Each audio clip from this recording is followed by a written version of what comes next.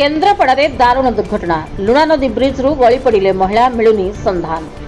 केन्द्रापड़ा जिले में लगाण वर्षा जोगु विभिन्न नदी में जलस्तर क्रमागत भावे हु हु होई वृद्धि पाउथिबा बेले डेराबिस ब्लॉक अंतर्गत दानापुर ग्राम आसी एक अत्यंत दुखद चांचल्यकर खबर।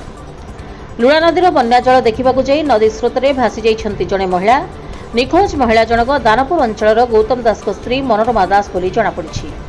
मिलिथिबा सूचना अनुसार लगाण वर्षा हेतु लुणा नदी में जलस्तर वृद्धि पाइबा परे मनोरमा बन्या जल देखा नदी ब्रिज को जाइथिले।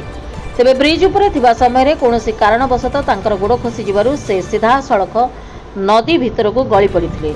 नदी रे पानी रो बेग अधिक थिबारु से मुहूर्तक मध्य स्रोत रे भासी निखोज हो जाइथिले।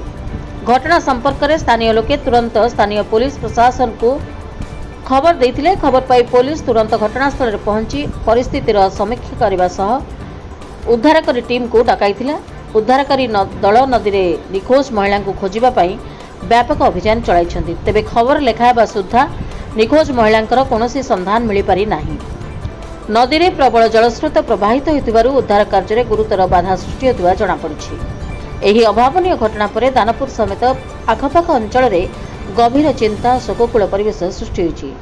पुलिस घटनार समस्त दिग को नहीं तदंत चलाइछि। केन्द्रापड़ा जिला प्रतिनिधि कीर्ति रंजन दास का रिपोर्ट, रिपब्लिक ओडिशा, साधारण लोकों स्वर।